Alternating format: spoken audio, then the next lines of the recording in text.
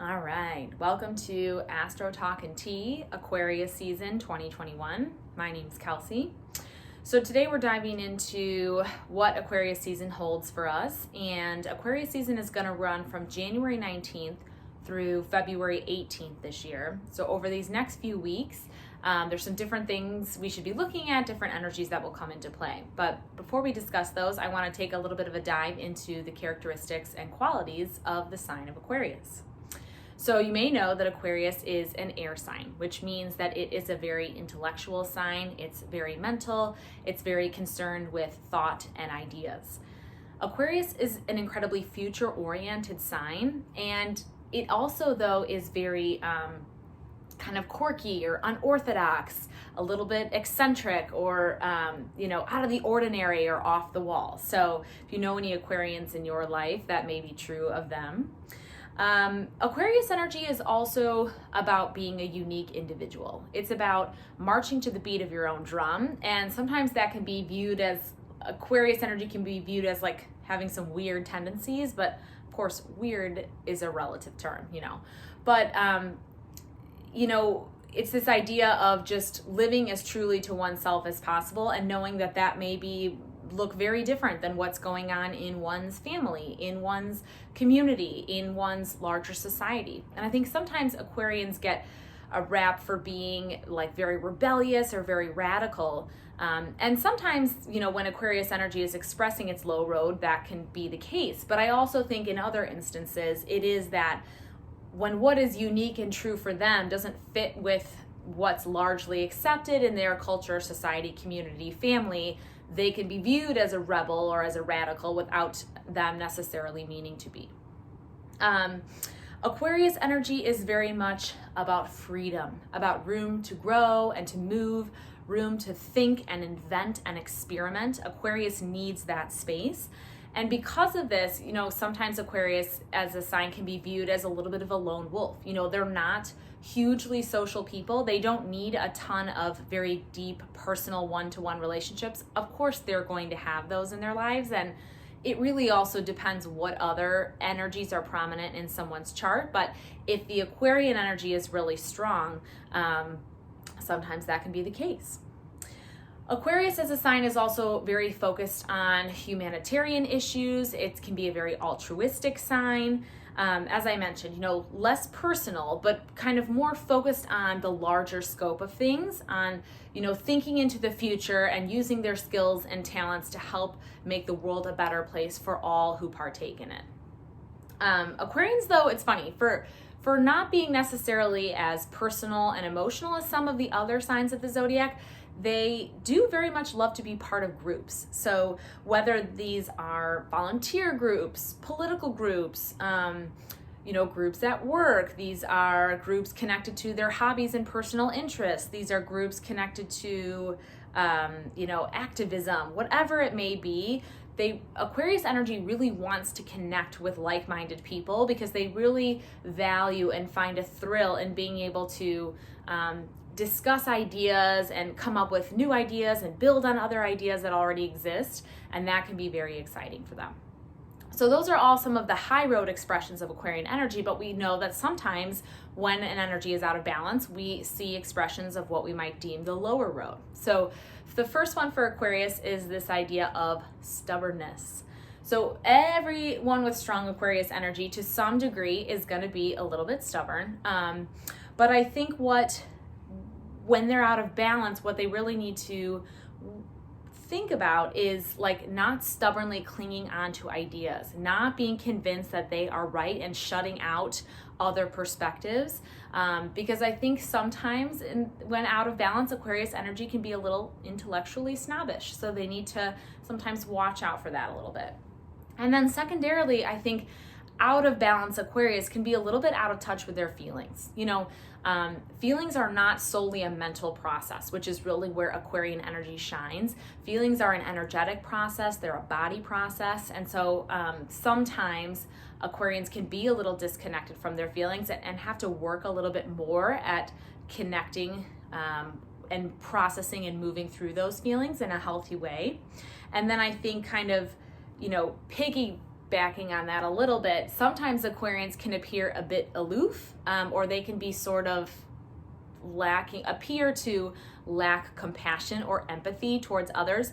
Again, on a global scale, they're very good at that, but in like a one-on-one interaction, sometimes they can struggle with that a little bit. So again, it's just something to note and something to bring back into balance and to work at if an Aquarius finds themselves in that spot. So that being said, whether or not you have a lot of Aquarian energy in your personal astrology chart is something that you can easily find out from the internet or by connecting with an astrologer and getting a reading. But regardless, through February 18th, we are all under the spell of Aquarian energy. So what should we be doing?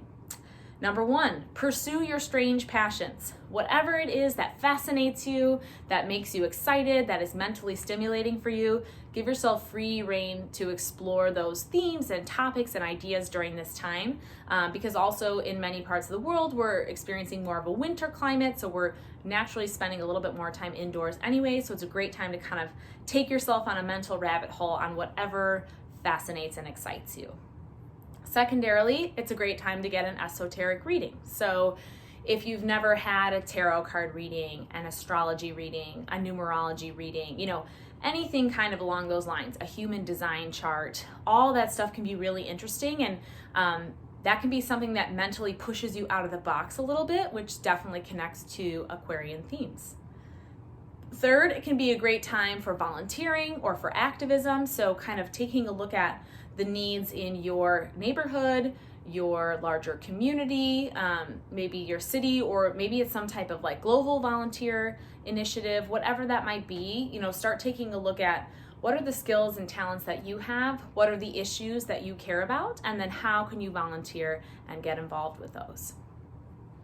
Fourth is the idea of engaging in purposeful rebellion. So again, we talked about Aquarius living an authentic and unique life and feeling kind of giving themselves permission to do that.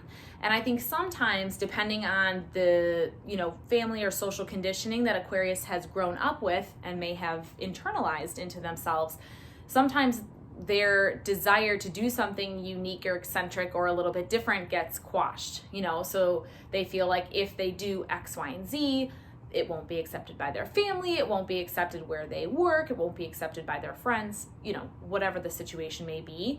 So now during Aquarius season is a great time to practice doing little things that might seem a bit rebellious, but really are just a true and authentic reflection of self. So what do I mean by that? It could be something simple like you've been dying to get a piercing, but you think your parents won't approve of it. Now might be the time to just do it anyway. Perhaps you've been thinking about, let's say, a haircut that is a little bit, different or out of the box from what you usually have. Now could be a great time to experiment with that. Maybe you're an artist and your style has always kind of been one way, but you really have been feeling the urge and the calling to change things up. Maybe you want to do a total 180 with your style. Aquarius season is a great time to kick that off. And then next we'll have Pisces season, which is great for all types of art and creating, so it could be perfect time for that. Also, maybe at work, maybe you typically always show up and do your job in one specific way, and now you're going to do things a little bit differently. You're going to shake it up on purpose. So anything that you can do to shake some energy loose, to make productive changes so that you can live more authentically in the world, those things are all favored during Aquarius season. And I think that will help. The more you can do little constructive things, the more that you avoid kind of this major radical explosion at a later point in time that could happen if you just keep pushing it down, pushing it down, pushing it down. Let things start to come up, but be purposeful and thoughtful in what you do. Healing modalities for this season, the herbs that I'm recommending all have to do with calming and relieving anxiety, because Aquarius, as I talked about, is very mental. So they can kind of get caught in those mental loops. This sign also connects to the nervous system, so they can become overstimulated in that sense. So herbs like lemon balm, passion flower, valerian, skullcap. They can be great for alleviating anxiety during the day. They can be good for helping you sleep. Obviously with herbs, there's always a little bit of caution. If you're on other supplements or medications, you want to check with your practitioner to make sure that those are safe for you to consume. But you can find those in tinctures, in teas, in capsules. There's lots of different options if you think that might be something you want to try. For crystals, there's just two that I've highlighted this season. The first being amethyst. If you want to carry around or work with amethyst while you're meditating, that can be really great for alleviating anxiety. And then when the mind doesn't have to deal with anxiety, it can become that much more focused on kind of tackling those awesome Aquarian ideas that might come to you during this season. The second stone is clear quartz, which again can help create a sense of calm. But what I like about it, it's also for mental clarity, and it is for, I think clear quartz is really good for helping like our conscious mind connect with our intuitive mind, connect with like our higher mind and what's kind of outside of us. And so I think when those three portions are really aligned is when we can do like our best thinking and the manifesting of the really interesting, off the wall, exciting ideas that we have. In terms of yogic practices during this season, I would recommend trying to work inversions into your practice. Reason being that Aquarius rules the lower legs and the ankles. So of course, throughout our days, there's a lot of pressure on the lower portions of our body just by nature of how we're built. And also, sometimes people with a lot of Aquarian energy in their charts can be prone to like a little bit of edema, like when fluid and energy kind of pools in the lower legs and the calves, they might get a little bit swollen there sometimes. So practicing inversions, whether that's in an active class, in more of a restorative class, whether it's just throwing your legs up the wall a couple times throughout the week, that can really help to move fluid and energy kind of back into the central parts of the body. And then lastly, in terms of meditation, just engaging in meditations that focus on clearing the mind, helping the mind to gain sharper focus, and then connecting with higher realms of thought as well. I think those would all be really great. If you're someone who likes thematic meditations, those could be good things to work with at this time. Now, based on all those practices and such, we want to also think about what is the astrology of this time? What energies are we going to be encountering, or major events will be happening around us?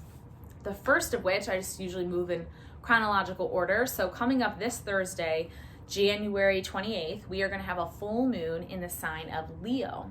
That's going to happen at about 1:15 in the afternoon Central Time, and it's going to be at 9 degrees of the sign of Leo.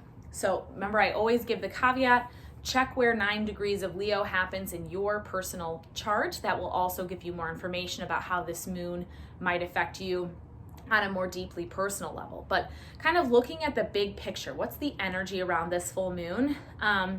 It's a loaded energy. That's what I'm going to say. But we should be ready for that, because basically the last 6 months have all been loaded energy, I feel like. I think the full moon is going to be obviously opposing the sun, opposing Jupiter, squaring Mars, squaring Uranus. I mean, it's a big, energetic, kind of combustible thing. So I think we have the potential for our feelings to kind of take on this like larger than life, in your face, very demanding kind of quality on, Wednesday, Thursday, Friday. And so I think we want to watch out for that. We want to just monitor and observe our own emotional reactions to things. I think there's certainly the potential for feeling angry, for feeling rebellious. And if any of that stuff comes up for you, that's totally fine. All I'm going to offer is the option to stop, to not act in the moment, but rather to let the energy of that moon pass. Once we get into January 30th and the moon changes from Leo to Virgo, that can be a good time to take action on anything that came up during the full moon. It can be a good time to circle back to conversations that opened up on the full moon, etc. So it may feel like that kind of frustrated, combustible energy for some of us, but also looking big picture thematically, any full moon in Leo is a good time to release. And since it's in Leo, it's a good time to release unnecessary drama. It's a good time to release egoism. It's a good time to release insecurity, actually connects to the sign of Leo. And since full moons can also be celebratory in some ways, I think it's a great time to celebrate our ability to live from the heart. It's a great time to celebrate our inner child. Plan to do something playful with yourself, either Wednesday or Thursday. Plan to do something that helps inject a little bit more love into the life of someone that you know, or into someone else's day that you may not know very well, either on Wednesday or Thursday. So that's kind of the big picture of the full moon in Leo. Again, Thursday, January 28th in the middle of the day. So if you do any kind of rituals for the moons, you could do it Wednesday night or you could do it Thursday night. Both would be great. The next thing we have happening is Mercury is going retrograde again, as it does 3 to 4 times every year. And this is going to start on January 30th and go until February 22nd. What this means is Mercury is going to be at 26 degrees of Aquarius, and then it's going to appear to move backwards all the way to 11 degrees of Aquarius, and then after February 22nd, it will start to move forward again. And what is the symbolism of that? Very simply, when Mercury goes retrograde, we get another opportunity to take a look at what's going on around us in our lives. We can review, we can reassess, we can rework, we can redo, we can revisit. All the things that start with the prefix RE are favored under Mercury retrograde. And in this case, since Mercury is in Aquarius when it does its retrograde, we're going to get to double down on and take another peek at these Aquarian themes. So I want you to think about the groups you belong to, the people you associate with, the friendships that you have, the ideas that you've birthed recently. Think about the steps you've taken to be your unique self, or maybe you realize you haven't taken the steps to do that. All of those things should be under review during Mercury retrograde. And after this couple week period, starting February 22nd, if you realize upon review, upon reassessment, that you need to make some changes in those areas of your life, you can do that once Mercury starts moving forward again. One thing I want to say too, though, is that since Aquarius as a sign is connected to the internet and technology, it is likely that you may experience some trouble with any of those things, internet technology related. So just don't get frustrated. Know that it is probably going to happen. Just be as patient as you can be. And actually, I tend to find that the week before the retrograde is sometimes when that can happen. So we're in the period right now. Today is January 24th. Definitely expect that some of this might happen, and just have a backup plan, be ready to be flexible, and go with the flow of whatever presents itself. Lastly, too, I want to note that, Mercury is going to retrograde in a specific section of your chart, a specific house of your chart. So if you know where 11 to 26 degrees of Aquarius falls in your chart, that's a great area to focus on as well. What themes are connected to that house? Those are also things that you should be reviewing and reassessing during these next couple weeks. And then lastly, we have at the very end of Aquarius season, a new moon in the sign of Aquarius, which is going to happen February 11th, again, about 1 o'clock in the afternoon Central Time. And it's going to be at 23 degrees of Aquarius. And wow, this new moon's kind of exciting because it's going to be like supercharged Aquarius energy. We're going to have 6 celestial bodies in the sign of Aquarius on this new moon. The sun and the moon, of course, because they're together always at a new moon. But Mercury is in Aquarius, Venus will be in Aquarius, Jupiter's in Aquarius, and Saturn is in Aquarius. So 6 bodies. So we are a lot of Aquarius themes going on here. So, this new moon is all about visioning for the future. Since we talked about Aquarius being an incredibly future-oriented sign, this is an excellent time to create a vision board or to do another type of similar exercise that helps you look farther into the future and think about what you want to create, what you want to manifest there. Mars is making a loose square to this new moon, so it is possible that some of these themes of frustration may come up again, but I really feel like it could be a more optimistic time just based on how many planets are going to be together in Aquarius.